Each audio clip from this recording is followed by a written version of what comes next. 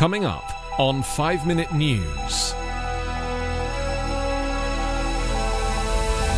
Ukraine urges calm, saying Russian invasion not imminent. Prosecutors investigating Trump's fake elector certifications. And changing climate brings snow and travel chaos to Greece and Turkey. It's Wednesday, January 26. I'm Anthony Davis. Leaders in Ukraine on Tuesday attempted to reassure the nation that an invasion from neighboring Russia was not imminent, even as they acknowledged the threat is real and received a shipment of US military equipment to shore up their defenses. Moscow has denied it is planning an assault, but it's massed an estimated 100,000 troops near Ukraine in recent weeks and is holding military drills at multiple locations in Russia. That has led to the United States and its NATO allies to rush to prepare for a possible war. US President Joe Biden told reporters that Russian President Vladimir Putin continues to build forces along Ukraine's border, and an attack would be the largest invasion since World War II.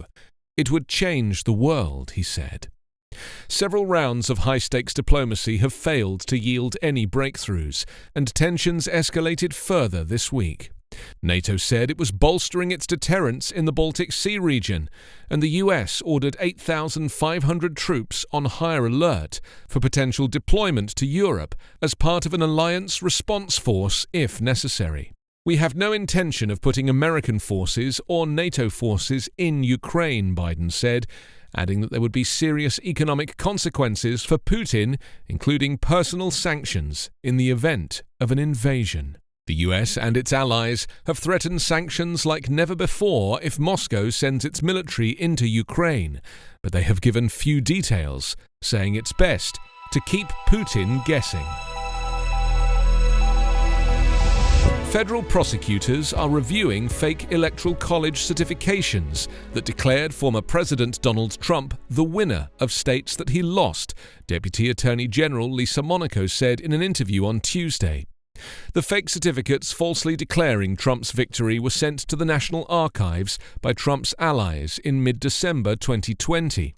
They have attracted public scrutiny amid the House's January 6 investigation into the pressure campaign that sought to reverse Trump's electoral defeat.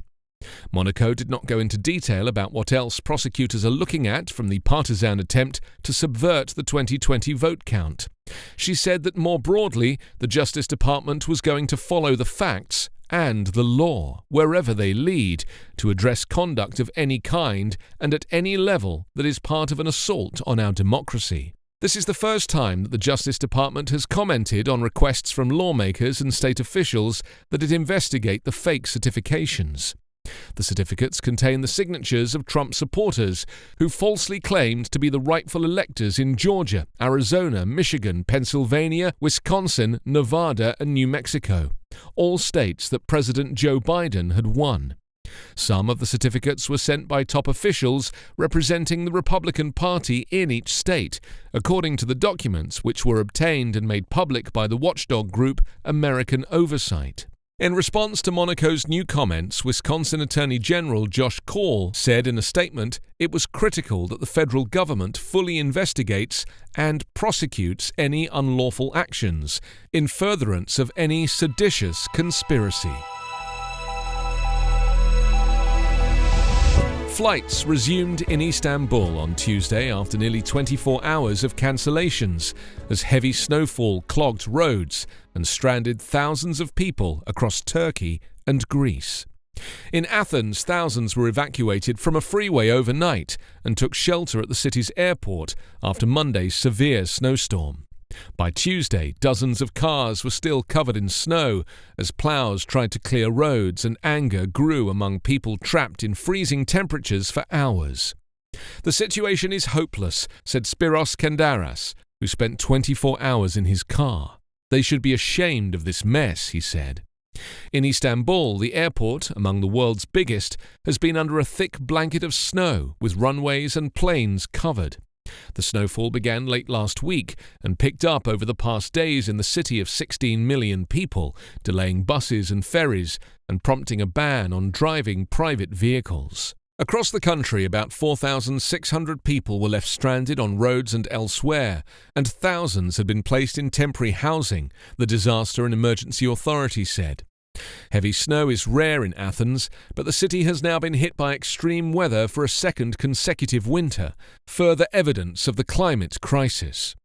More than 3,500 people have been evacuated by early Tuesday, some abandoning their cars on foot, but around 1,200 cars remain stuck on the capital's main ring road. Authorities declared Tuesday and today a public holiday, shutting schools, public offices and private businesses, except pharmacies, supermarkets and gas stations. You can subscribe to 5-Minute News on YouTube with your preferred podcast app. Ask your smart speaker or enable 5-Minute News as your Amazon Alexa flash briefing skill. Subscribe, rate and review online at 5minute.news. 5-Minute News is an Evergreen podcast covering politics, inequality, health and climate, delivering independent, unbiased and essential world news daily.